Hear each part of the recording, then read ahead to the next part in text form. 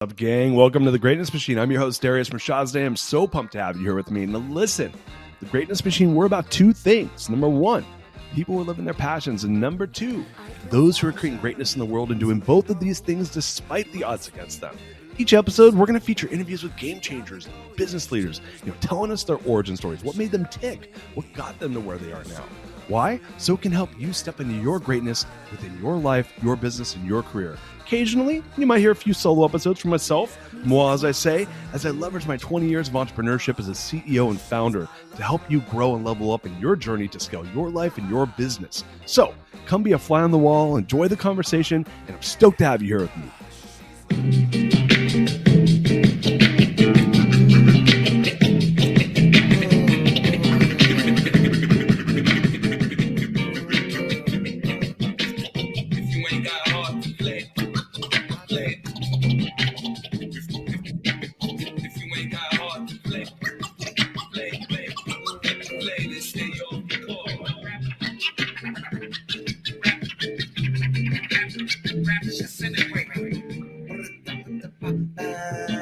I'm gonna recommend this. I've been the problem, I'm part of the solution.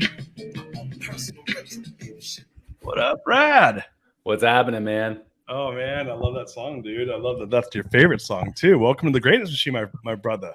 I appreciate it, man. It's the song of the moment because it's I've been a problem, but I'm part of the solution. And that's like the whole narrative of the track. Oh, man, it's like sounds like my life. Exactly. It's there's this tremendous ownership throughout it, which is like, I fuck some shit up, but I'm the only one that can fix it, and I've got to do it. Oh, I love it, man. Well, dude, brother, welcome to the Greatness Machine, man. How are you doing today? I'm great, man. I'm great. How about yourself? So good to have you here, man. So good to have you here. It's been some time to get the show together. We got to spend some time on your show, and here we are on my show now.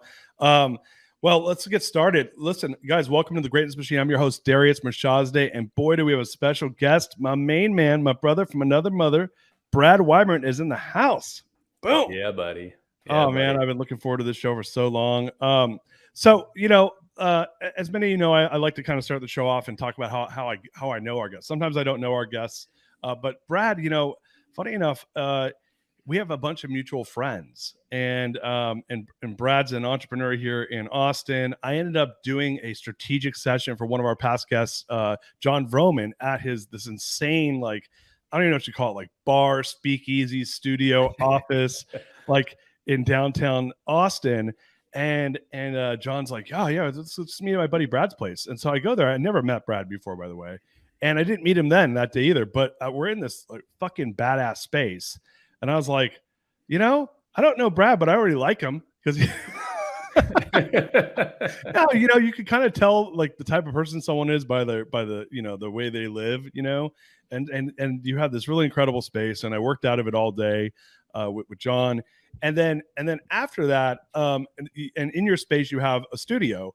And after that, another mutual friend of ours, John Rulin, came to Austin, shoots a podcast out of your studio. And I hit up John. I'm like, hey, dude, can you, I think that how I did it was I said, hey, can you introduce me to Brad? Did John introduce us to each other? I think both Johns did. I think Vroman and Rulin did. The Johns, yeah. The Johns introduced us. So I got the intro, went down to his office, and proceeded to drink some amazing bourbon and do an interview on your podcast, man. And I'll have to admit, like, I'm a kind of a lightweight, and so I got pretty buzzed, but it was, but man, like I felt like we hit it off. I was like, I really like that guy, and so I'm really been glad to make your acquaintance and for us to get to know each other. And yeah, man, here we are on my show. So welcome. I love it. I appreciate that. Well, growing up, basically until I was 25 or older or 30, I had this internal narrative that no matter my surroundings or the external world, it was a mindset thing, right? It was in my head, and that was the only factor.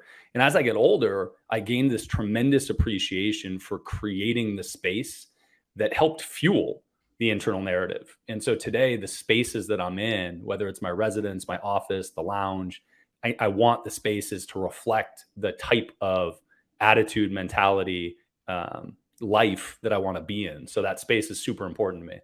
Yeah, it's so I had a moment. This is in 2011 when I had the realization that you obviously had. When did you have this kind of realization? This is like from a young age that you wanted to create these environments that kind of reflected the life you wanted. I think I had some of it from a young age, and then I kind of dropped it when I got into personal development. And I thought, none of that shit matters. It's all in my head. It's all up to me in my head. Um, and then I kind of picked it back up, when I was 30, which is 2010. I'm 41 now. So Okay. somewhere around then. So interestingly enough, like right around the same time, this must have been the end of 2010. I moved down. So I'm from Orange County, California originally, but I moved to San Francisco in 2001. So I was living in San Francisco 2001 till 2017 when I moved to Austin. And 2000. So at this point, 2010, I actually relocated temporarily down to Orange County for like 3 months to try to buy a company. And I'm living in like this like mega condo deal that is nothing like the condo like what you have, and we'll be talking about how awesome you're like now it all makes sense, man. I love your Instagram, by the way, because I get to see like how you live, and you have a badass space overlooking the water, the lake here in Austin. So it's all the puzzle pieces are coming together from my standpoint. But so I'm living in San Francisco. San Francisco is, for better or for worse, you can have all the criticism you want of San Francisco as far as their politics and shit like that. But it's a beautiful city as far as aesthetically pleasing. Oh, it's yeah, for sure. Really pretty place, right? And so I'd lived there at this point from the age of 22 to 32. And it's 2010. And I moved back to Orange County, and I'm living in this like, it's nice, but it was kind of like this like homogenous, everything looked the same type of condo thing. And I remember I had to go home back to San Francisco for something. It was just like I popped up for a couple days, and I go up there, and I'm driving up on there's a street called DuBose, which is when you get off the freeway, you're going up DuBose, takes you up towards the park, which is where I lived. And I remember I had this moment, and it kind of changed my life a little bit, where I look and I'm like, man, what I look at, I'm such an aesthetic person that my surroundings matter to me. And what I visually see architecturally actually matters to me, because I started feeling really happy. Like it was like a no reason happy. I was like a release. I was like, huh. And I was like, oh, I realized, man, Orange County is fucking ugly. And San Francisco is beautiful. Sorry, OC, you're fucking ugly. Yes. I'm gonna call your baby ugly right now. But yeah, man, like that makes so much sense. So it's cool that you've realized that like the internal world obviously matters a lot. And I want to talk. You've done so many cool things. We can get into that in a second here. But to create that external representation of what you want, and to be able to be affected by it visually all the time. Like, I guess, who probably knew this really well, like the guy that created the Taj Mahal, or like, the Forbidden City, or, all these amazing people in the world that have built stuff that have withstood the test of time. That's all visual representation of something that they wanted to create. So I love that you've done that, man. Well, dude, look, I actually be on the show, man, because you're probably one of the most dynamic people that I've met in Austin, and Austin's filled with a lot of dynamic people. So that's a pretty bold statement for me to make. But do you mind if I give your formal bio, and then we can kind of hop into some of these rabbit holes I'd love to jump down with you? Sure, let's rock. So, guys, I met Brad, like I said, I went down to his studio / lounge / office. And, the reality is you're an entrepreneur, you're an investor, and you're an adventurer. In 2012, you founded Easy Pay Direct. And it's a super successful business here in Austin, where you're a payment processing firm for some of the biggest names in the influencer world and then and beyond. In addition, you're the host of the Beyond a Million podcast, where you interview world-class experts in sales, marketing, ops, and hiring, as well as technology and wealth building, to discover the strategies and tactics that are effective today. Gosh, sound like I'm reading so much right now. And man, dude, I just view you as an all-around like passionate person, relationship builder. And one of the coolest things I learned about you is, dude, that you're an adventurer and an endurance athlete. And you've done the Rim to Rim to Rim, which is going around, I guess, 44.4 miles in 12 and a half hours on a fractured foot around the Grand Canyon, and the 29029 Everesting, which I'm going to save that one for the show. I want to talk about that because I just learned that you did that a few months ago. And how can I put this? What's the technical term for it? Blew my fucking mind when I when I heard what that was. So, dude, man, you're like you are like, tell us. Listen, how did you become the Brad Weimert, the Mohawk wearing, badass, like getting after it person that you are today?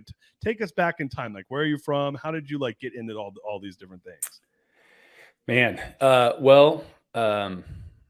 grew up in Ann Arbor, Michigan, which is a great town, but too small for my liking. And my father is like a rock solid, disciplined, organized Boy Scout.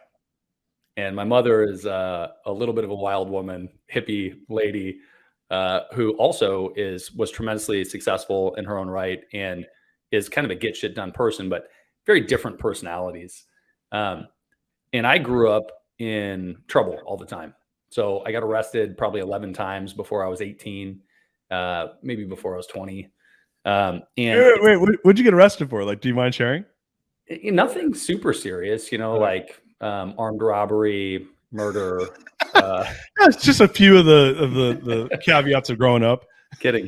Fucking delinquent stuff, graffiti, selling weed, a lot, minor in possession of alcohol, the stuff that, the weed thing is so funny because it's not illegal anymore. Yeah. So all of those things it's hilarious. But I was just irreverent, and I didn't like and do not like authority for the sake of authority, right? What bothers me about authority is that people get on these bizarre power trips and want to do things that they can't rationalize, right? Yeah. And when you push back and ask why we're doing it, the answer of because that's the way it is, or because that's the law, or because I'm your mom, those are not adequate answers for me.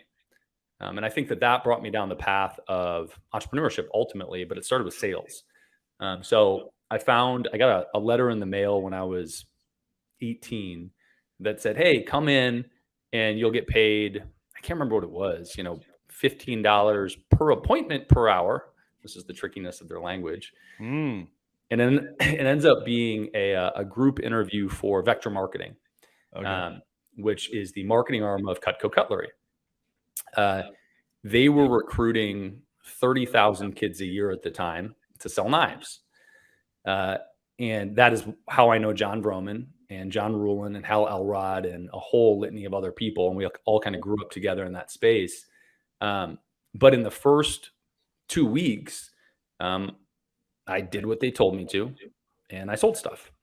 And I came in and they were so enthusiastically approving of me. And I was like, I just did what you told me to do. Like, I don't understand. But banging on doors. Yeah. What's that? So just banging on doors and like seeing if housewives want new cutlery. That's about it, man. That's about it. And so, fast forward through that was a phenomenal training ground for life and personal development and sales and business. But really it was ownership of my own world, right? I learned scheduling, planning, goal setting, and sales, and connected with a really, really impressive group of people. So at some point I realized, and I was doing well in that space. I'm a little bit competitive. And so I had to beat everybody. And that brought me a little bit, just slightly. That brought me to being the number one rep in the company.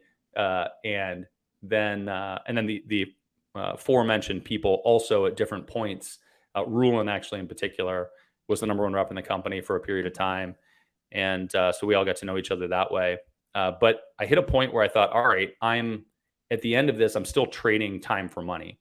And when I got ready to transition to something else, I built a list of criteria of things that was important to me. And this was probably the singular best thing that I did from a business perspective, was I stepped back and thought about the criteria of the next venture as opposed to just falling into it. And the number of people that I know that do that is very small. most of the time when you ask somebody how they got into what they got into, it was an introduction. It was already the path that they found themselves on, whatever, right? They didn't deliberately seek it out. And I love when I find the deliberate people who do. Yeah. But the biggest problem that I had with that engine of selling to Mrs. Jones was that at the end of it, when I wanted to transition, I had a list of 3,000 Mrs. Jones. And that was more or less worthless to me. Unless I wanted to be a gigolo or something, which yeah. wasn't high on my list. I know how you became the #1 salesperson of knives. Went in there with the gigolo. So first of all, I realized there could be Mr. Joneses, not for you necessarily, but I said housewives. I meant house people. Sorry, I'm getting better with my pronouns. It was dominantly housewives. It was 99.9%. So that's so interesting. Like, and you were how old when you started to have this epiphany? Like, this is how long ago? This is 10 years ago, 12 years ago? No, that was probably when I was 24. Oh shit. Okay. So this is before Easy Pay Direct, because Easy Pay Direct came around about 10 years ago. So you're, 17, 18 years ago, you're like, yeah, dude, I'm tired of trading time for money. Where do you go from there? What was your criteria? Why don't we go through that? Yeah, the criteria was stuff like no cap on income, recession resistant, location independent, tech focused, the ability to make a lot of money fast. My current industry does not check that box. And I wanted it to be B2B. I wanted to be selling to entrepreneurs. And that was the one, when I say it was one of the best decisions I made from a business perspective, that was the one. Because I wanted to make sure that at the end of that venture, I had a ridiculous network of people to leverage the rest of my life from there. And that kind of plays into my narrative today of relationships and being relationship forward and looking out for the relationship above everything else, because it drives everything else. But I found, I looked at different industries, and I got connected to a guy in the credit card processing world, actually through a friend of mine, Pete Vargas, who was another Cutco person. And he connected me. And for years then, I was an independent sales rep through that company. It was a company out of Phoenix. And I spent years doing it, and I kept running into these dead ends where that company, I'd have a friend that started an e-commerce company or some tech company, and I'd go to set them up with credit card processing. And the company I was working for, Element Payment Services at the time, I was a 1099 for them. They would decline it. And I didn't understand why they were declining the account. They're like, I don't know, we can't approve this. And they weren't really giving me a good answer. And that sort of opened this door to, okay, well, if you're not going to do it, I've got my friend on the hook that I want to work with, that I can make money with. I need to find another option. And so then I would work with another processor and another bank. And I kept going through this process. And over the course of several years, I started to understand the risk associated to payments and how that worked. And that led me into ultimately saying, look, if nobody else is going to do this, I'm going to, and I didn't even have this grand vision of I'm going to create this, life-changing, world-changing engine. It was just, I just knew how to sell shit, right? I just knew how to sell shit. But it was clear to me that what was being sold wasn't filling the need that these e-commerce companies and technical entrepreneurs had. And so that was the beginning of Easy Pay Direct, really. Wow. So first of all, I didn't know. So Pete Vargas was in credit card processing. Is that correct? No. What's crazy is Pete was in network marketing. So Pete left Cutco and got into a bunch of MLMs. And this dude, Ninja, he gets access to Cutco's back end, to Vector Marketing's back end, like rep tracking platform, right? Their online order platform. And he goes and he looks at the leaderboard for who the top 10 people are. And he reverse engineers how to get a hold of the top 10. So he started at like 10, then 9, then 8. And eventually he got to number 6 of the moment, which was a friend of mine, Larry Oliver, and got my number from Larry. And then Warm called me and said, oh, Larry told me to call you. Yeah. And recruited us into a network marketing company in like 2002. This is during Cutco. And then years later, he kind of had the same idea, which was I'm going to introduce Brad to this credit card processing thing and try to get a residual on it, I think was his idea. Hustling, man. Hustling. And he's done really well with his platform now. But anyway, it's amazing right now. Amazing. Yeah, he kind of COVID was like he changed the game on like not like digital events from what I've heard from a lot of his. Unbelievable. Yeah, it's pretty crazy. So wow, I love that story. So you just it kind of through time and iteration figured out, hey, like I'm going to solve this problem, and so this sounds like it was a kind of an 8-year process. Like how long were you working as an independent contractor for? It was a few years. So before I found credit card processing, I did insurance sales, which has a lot of the same fundamentals. It's B2B, it's residual. Um, it's not very tech focused. Both of them are slow builds. There's not a way to make a lot of money really fast with them. So I started doing a bunch of real estate investing in the interim, which I had a ton of interest in, still do. And yeah, I think I found credit card processing in, 08, maybe 07, 08. Yeah, and then started as an independent contractor. And then in the end of 9 or early 10, I probably had a residual that was about 10 grand a month. And it was, like enough to pay bills and live and be okay. But it was clear to me at that point that I wanted to do things on my own and that there was this problem. And I was introduced to this guy that sold real estate education courses on how to invest in real estate. And I had interest in real estate. And my friend that introduced me said, hey, you should go run operations for this guy. And, you can make a bunch of money doing it. And so I talked to him, and he was a client at the time. Real estate education, any education products are quote unquote high risk in the credit card processing space. Because they have a higher likelihood of somebody disputing the product. Yeah, chargebacks. Yeah. Chargebacks. And that is not because the products are good or bad, but because the products are A, usually expensive, B, they're subjective in quality. So the information could be great, but if you give it to a seasoned real estate investor, they might already know it and say, well, it's not worth the money, versus a brand new person who says, oh, this is amazing, I don't know any of it. So it's subjective. Anyhow, I said, okay, this is a good deal. So I worked with that guy. I took equity in the company, and I banked a salary every year on top of the residual that I made. And we did that for about 2 years. And I kind of just stocked up a little bit of money.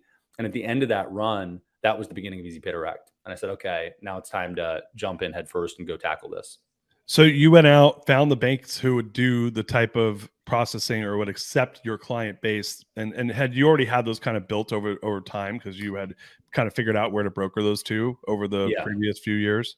You got it. Yeah. So I built that up over time. So I had good relationships on that front. What I didn't have was technology or a customer support team or sales team. And that was the beginning. So in the beginning of 12, I started building software, which was if you're not a software developer and have not done any project management, I do not recommend diving into it. But it was it was a long journey of beating my face against the wall and figuring it out. What would you have, like, if you get in time machine and go back to 12 to give yourself advice around this? Because I think especially nowadays more than ever, entrepreneurs who maybe are not tech entrepreneurs, right, but they're biz dev entrepreneurs, or they're more operators, but they need that tech spin, right? Like I have an opportunity right now, but it requires a tech piece to it that I'm like, I got to go build that before I can go do what I want to do. Mm-hmm. How would you have approached that differently? It's tough, man, because I think it's very dependent on personality. I think that the simplest answer is fucking raise money and bring on a partner to do it who knows what they're doing. That's okay. That's probably that's the fastest path for sure. Right. Whether or not that is something that fits your life is a different question. I don't know that I could have had a partner, certainly at 30. I don't even know if I can have a partner now. I do not currently. Yeah, it's hard. Yeah, man, it's a different proposition. But you can run faster when there's money in the bank, particularly when it's not yours. And so to do it over, I may not have bootstrapped. I may have just raised money to run quicker. From a bootstrapping perspective, I would say that, I don't know, man, it's one of those things where I believe that regrets are a waste of time. And I believe that my mistakes in life are the reason for who I am now. I love that, man. Yeah, just like and I think that winners think that way, right? I'm no angel here. Like I tend to kind of like take off the gloves and ground and pound myself over shit that of the past, and knowing all well that what you just said that's the best way. That's the healthiest way to approach it. But yeah, that is the way. Like if you're gonna do it, know that hey, you're not gonna always win, and when you lose, it's a learning lesson that you can improve on. Right? That's what every winner I know, and I know a lot of winners. That's how they at least try to approach it. Is there any other way, right? So you ground and pounded your brain into figuring out how to build this tech platform eventually, I would assume. Yes. Tell us what Yes. happened next. I'm still working on it, man. I mean, really, it was a slow build, and I think that as I started to get a little bit of success and a little bit of money, I moved to Austin. I moved everything to Austin in the end of 14, and I had never wanted to live in Michigan my entire life. I remember when I was like 8, I asked my father why people lived in Michigan, and he gave me this answer of, oh, well, there's a river here, and so they could float supplies to here, and that's how the automotive industry got here and supply chain. And I was like, yeah, but that was 100 years ago. Like, why do people live here right now? And his answer was, well, I mean, ultimately, I wouldn't. This is what he says. He says, I wouldn't live here, but my career is here. I started, he was a doctor. I started a private practice here, and family is here. And I said, so if I could pick where my career was going to be and where family was going to be, then I could live anywhere. He's like, well, yeah. I'm like, well, I can do that. So I'm fucking out. Yeah. Shit, man. So you were in Ann Arbor till 14. I didn't realize that. I was in and out. So I lived in Colorado for a year. I lived in Florida for 3 years. But things kept bringing me back to Michigan. It was sort of the home base, the default. Sure. And I had a house there. So I sold the house in the end of 14. And then that was it. I was out.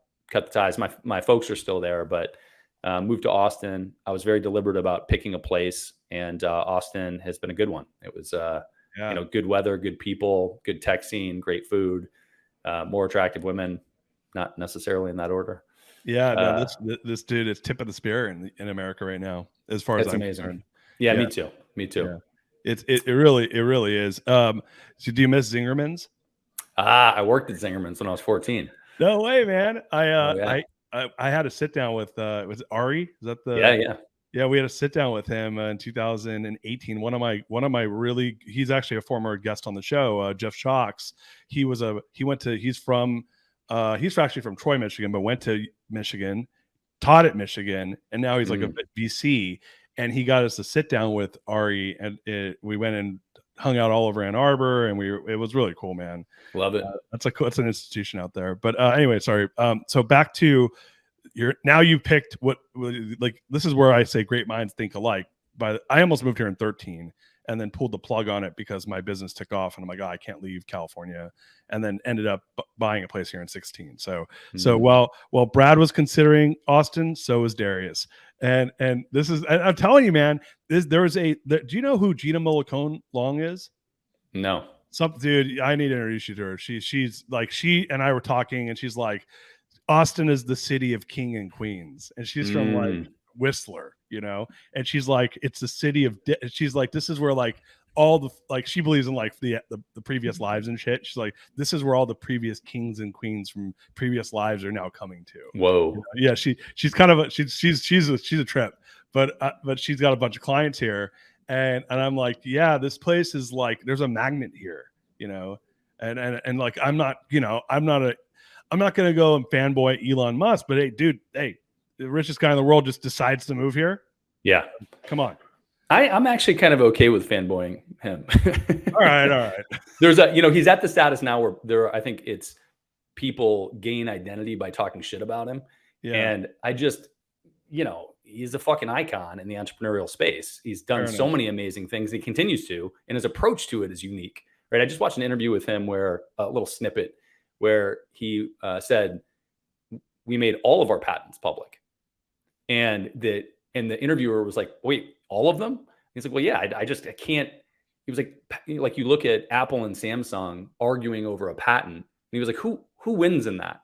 Like, does Apple or Samsung ever actually win? He's like, no, I mean, the attorneys win. They make a bunch of money doing this. Yeah. It's like, but neither company wins. He says, I can't think of an environment where, Ford or GM steals our patent and uses it and we sue them. He's like, I can't think of why Tesla would ever do that. And that approach is, it's for the greater good, and it's pragmatic. It's not about, hey, I'm altruistic and I'm trying to help the world. It's also very pragmatic. It's like, this doesn't help us to do this. Why would we spend time on that? I have a slightly different take on this. I like it. You want to hear it? Yes, please. My take is he's like, I'm so much more of a fucking badass than those people that like they can't. I'm competing against myself, and those slow fucking turtles, by the time they even figure out what to do with that shit, I'm already going to be on the next thing. I actually firmly believe that's where his head's at. I think that that's actually the same take. When I say it's pragmatic, that's what I mean. He's like, that's a bunch of fucking suits, you know? Dude, I mean, I don't know about you, but I kind of feel that way. Whatever I'm into, I'm like, listen, man, my brain's so like. I used to tell my team, and I exited my company, but I used to tell my team, I'm like, listen, guys, it's 2020 in this office right now. It's 2020 fucking 3 up here.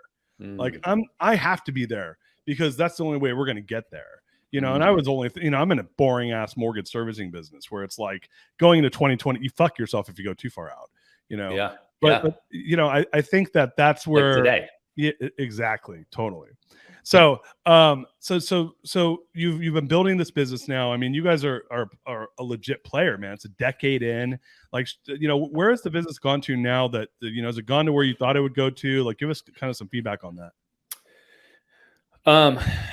Kind of back to what you just said about the mortgage industry. I think that many industries, there are different takes on this, but if you don't intend to change the landscape of an industry, if you don't intend to play on the multi-billion-dollar scale, then looking at 10 years out or 5 years out, you're going to have to adjust and pivot so many times through that journey that I don't know that that's the right play to do this 5 or 10 year plan on things. So when I look at the 3 year horizon, that's predictable.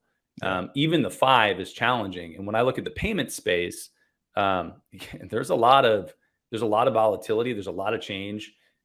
It's both what makes it exciting, what creates opportunity, what keeps me engaged, and what is scary about it. Right? It's like there are massive shifts that could happen in a year or two that would change everything.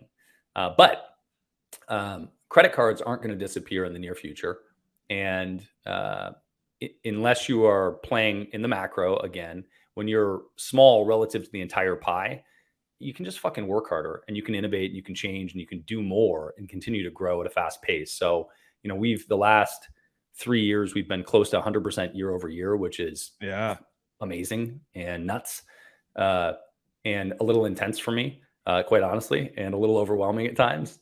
But is exciting. And so I think, I've had to deal more with kind of a new mindset and mentality around those elements in the last few years than I had in the past. In the past, it was sales, and it was like, all right, just sell more shit. Let's do this. And as we started to increase in bigger numbers and with new staff and development, then the challenges become different. And that's also why the Beyond a Million podcast became something that I really wanted to push, because it's specifically targeting 8, 9, and 10 figure entrepreneurs. And it's once you've already established yourself, how do things change once you're at 8 figures or once you're at 9 figures? How does your sales, marketing, operations adjust at that point? And what are you doing now to do that? And I talk about that a lot internally and with friends. And it is a platform for me to consistently learn and grow, and also share to our audience those things, to like our target market at Easy Pay Direct are entrepreneurs over $1 million. So I love it. It's a focus. It's a kind of a lifelong learning thing at this point that I'm trying to lean into more and more. Man, I love that. I don't. Did we talk about that when I was on your show? I feel like maybe I got too buzzed. No, actually, when we recorded something, it was before I had launched the show, and so I had this studio that I built, and I built it not because I had some grand vision of recording anything, or because I even had anything to record. I end up in great conversations with people like you specifically, right? There are sort of these few people, this category of people in my life that I find where I refer to this as carefree timelessness. You find yourself in a space where all of a sudden nothing else matters and you're just fucking engaged with the person that you're talking to, Yeah. and time disappears as a result. Yeah. And you're one of those people. So we ended up talking and just going, and I wanted a place where I could capture that for myself. I didn't necessarily want to capture for other people. I was just like, at some point, I'm going to want to, these are great conversations. I'm going to want to see this again when I'm older. Yeah. And so that was the beginning of it. So when we recorded, it was just, fuck, let's hang out and talk and, drink some bourbon. Yeah, I was gonna say, I'm like, and you can it gets a little weird once you mix some really good bourbon in the mix, especially with me.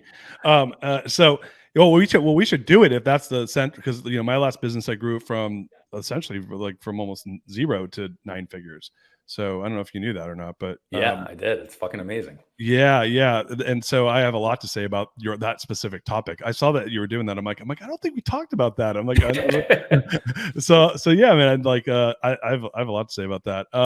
We talked about core values, and I feel like with core values, there's some kind of equation. Yeah, exactly. I've heard there's a book about it. You should check it out. So man, here you are in like, the business is going on. It's a decade, which is almost like 50% of all businesses either fail or get bought in a decade. What's your BHAG? What's the goal? When, as our friend Cameron Harold says, was you lean into the future, what are you trying to build to scare yourself a little bit with Easy Pay Direct? Love Cam. Yeah. There's a question now of one of the mistakes that I made. I made several, but one of them is that I didn't build it to sell it initially. And anything that I build in the future, that it will be built with that in mind. So it really has been built because I enjoy it and because it's a cash flow engine in a significant way. Margins for us are 50, 60%. Oh wow. Yeah, it's amazing. But there are things that would have to adjust from a sales perspective. And for me right now, it's dumping that margin back into the business to develop more software, innovate more, automate more, and continue to solve some of the problems in payments to make it safer and faster for people to accept payments online.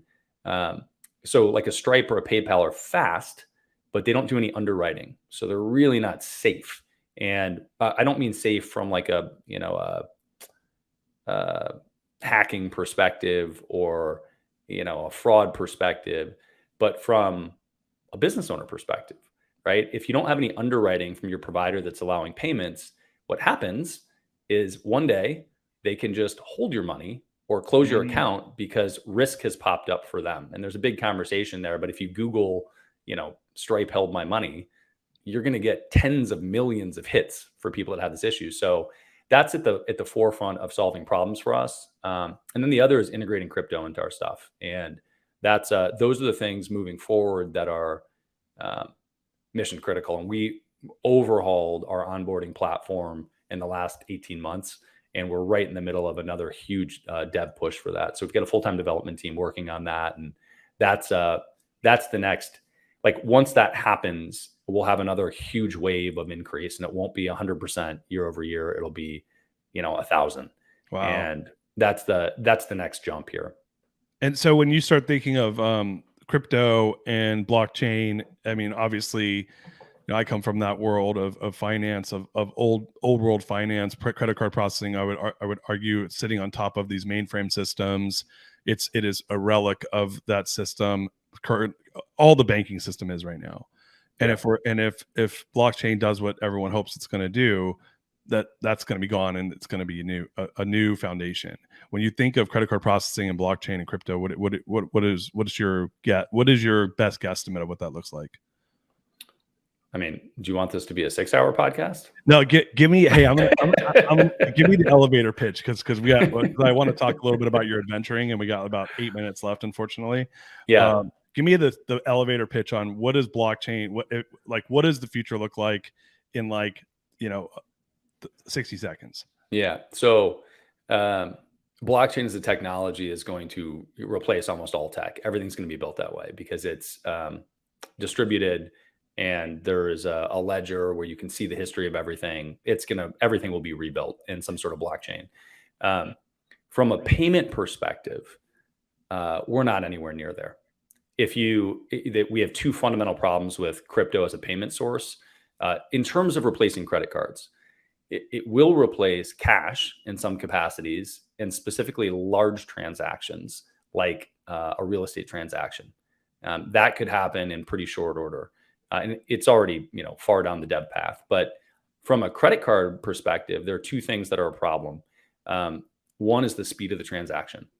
And there are a couple coins that purport to be able to handle that, Solana being one of them. Mm-hmm. The problem with that is that the very nature of it, the way that they're solving it, is by centralizing the transaction, which is the antithesis of the benefit of crypto, which is decentralization. So the Bitcoin Lightning Network is similar. It's a bizarre way to do it, but both have massive flaws in their idea of accelerating the transaction speed. And just frame of reference, Visa and MasterCard run at like 30,000 transactions a second. A Bitcoin transaction might take 2 minutes for one transaction. Yeah.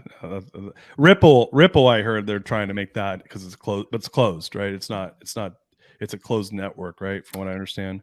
And Solana is the same way. So Solana purports to be able to do things at 50,000 or 60,000 transactions a second, which is wicked fast, but it's centralized. And so it's like, it doesn't have, and by the way, I think that that's probably the direction that these things will go. Yeah. But the other massive problems are there's no chargeback capacity. A crypto transaction, when it's done, it's done. And one of the reasons consumers like credit cards is because if they have a problem, if they buy something from somebody, it's not what they wanted, they don't have to fight them to get it back. Right. Yeah. And so that has to be solved. And the other is a reward system. And that's an easier problem to solve, but it's still not there. I think the reward system would be easy because you could just pay them in more crypto, right? But but I think the chargeback is going to have to be like layer 2, layer 3 apps probably is how you manage that. But that's dude. I want it as this develops. I want to talk to you more about it because I like to geek out on this shit. Lots of other thoughts there. Yep. Yeah. To your point, when you want a 6-hour podcast, well, we'll go drink bourbon and talk about this offline. We can record that too. Hell yeah. So look, we got a few minutes left in the show. I wish I didn't have a hard stop here, but I want to, I'd love to talk a little bit about your adventuring. Dude, if you want anyone that has a free moment, you're one of my favorite Instagram feeds, by the way. And I there's very few people I can say that about. I love watching your stories, man. And I'm like, it just makes me like happy to know you. I'm like, oh, like this is I love that. Like you represent yourself really well on there. And so check out Brad's IG feed if you get the chance, as well as your podcast. But to tell us a little bit about the adventuring and the Everesting that you've done. I'd love to kind of close the show out with that, and then we'll get wrapped up here. Cool. Yeah. So,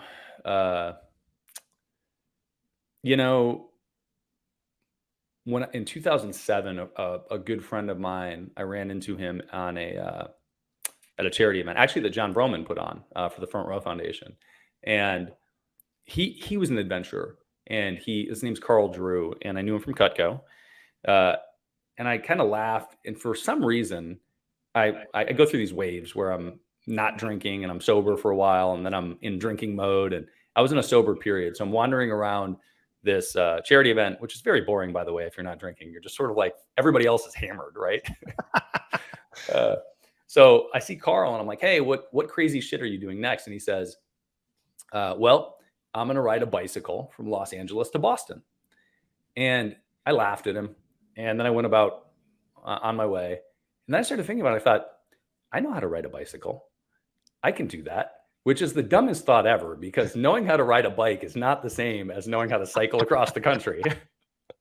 I had never been on a road bike, by the way. But long and short is I actually borrowed a bike from John Rulin and started training. And I trained for probably 3.5 months and ultimately biked across the country. And we stopped and spoke to middle school kids about decision making and how the choices you make when you're younger impact you when you're older. And there's a lot to unpack there, but that was the beginning of endurance stuff for me. And I had to reflect on why I did any of it at some point. And probably 5 years ago, I spent a lot of time thinking about that. And I thought, there is this element of just seeing what I can do, seeing what I'm made of. But you do enough of it, and that's not really the driver anymore. Like you do still kind of want to scare yourself with the next level of, can I do a little more? I'm capable of doing this. But at some point, I realized that relationships were still the driver of that. So it's both the people that you do it with, that you're around in the moment, and the ability to connect with people later through the story of doing it. Yeah. And those things are so big because it creates this emotional connection or pulls you apart really quickly. And you get to see that. And ultimately, that's what it's about. Ultimately, it's this ability to connect with other people on a deep level fast. Oh, I love that, man. Yeah, you're kind of stripping away the bullshit, because if you're out there like busting your ass doing something hard, it's like, hey, it's about the camaraderie. It's about pushing each other. It's about supporting each other. Yeah, I had never thought of it from that standpoint, but it's like some of my deepest relationships were built under massive duress, Yeah. right? Like physical duress, right? Emotional engagement. Yeah, interesting. So what's next, man? We got about a minute left in the show. Like, what's next for Brad? You just got back from Mykonos in Europe.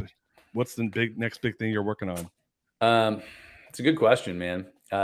It's really head down to the business right now. And I went on a run with a friend of mine, Edmund Lohman, who was in a hyper successful band in the 90s, and then had a chain of 30 hostels in Thailand and did some other crazy stuff. And he does a bunch of endurance stuff. So he did like a 65-mile run a little while ago. We ran this morning, and I was like, yeah, I broke my foot running from one side of the Grand Canyon down to the other, and then back to the beginning in September. And probably 13 miles into a 44-mile run, I broke a bone in my left foot.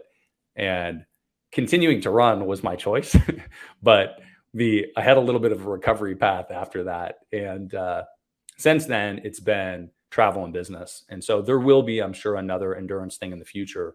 But right now, it's really a focus on continuing to build the life that I want to live in inside Austin. I love it, man. Brad, my brother, I'm so pissed we're out of time. Can we do a part 2? Of course. It's just Yannick, buddy. Yeah, I know. I know. Dude, I'm a stickler for not being late. That's like one of my too. values, right? Me too. Yannick, I'm coming over to see you in a second. Where can people find you, man? Let's give them the lowdown. We'll put it in the show notes. And man, everyone should connect with Brad. There's so many different reasons. Well, the Insta is probably, like you said, the place to get a little snapshot into my life and also into business. It's Brad Weimert. It's WEIMERT, no spaces. And beyondamill.com is the podcast, or is the website for the podcast. It's Beyond a Million, but we have yet to steal that domain from somebody. So beyondamill.com. Those are the two places to grab me. Awesome, brother. Brad, it's been so good. I'm leaving for Mexico on Saturday. So when I get back in August, we're going to hang out. You and me? Rocking. Absolutely, man. Absolutely. We're going to hang out, and anyone that wants to come hang out with us, hit me up. But me and Brad are going to go hang out because we like to do that with each other from time to time. Brother, this has been so good, man. I appreciate you so much. You're a rock star. Love you, man. Appreciate you having me on, man. You are listening to The Greatness Machine, and that's a wrap for today. Listen, if you love what you heard, subscribe to the show on whatever podcast platform that you're tuning in on, so that you don't miss any of our future episodes. We have tons of great people coming on, and we're stoked to have you here to enjoy it with us. Leave us a review. Tell us what you love most about this particular episode. We love getting the reviews. We love to see what you guys love most. And if this particular episode, made you think of someone who's leveling up in their business and in their life, print screen, share it with them. Leaders are the best givers. And after all, we're all here to support and grow with each other. And in case you want to see some of the fun behind the scenes shots or some of the things that we're doing, I'm actually writing about this in my weekly newsletter. Go to www.therealdarius.com and subscribe to my newsletter. We're talking about fun things like business and life and mindfulness and cryptocurrencies and gosh, I don't even know, everything and anything, but it's tons of fun stuff I write about. I try to get it out on a weekly basis. You can subscribe at www.therealdarius.com. And with that said, look, thank you guys so much. I appreciate you. I love you. Peace. We're out of here. See you guys on the next one. She's my lover.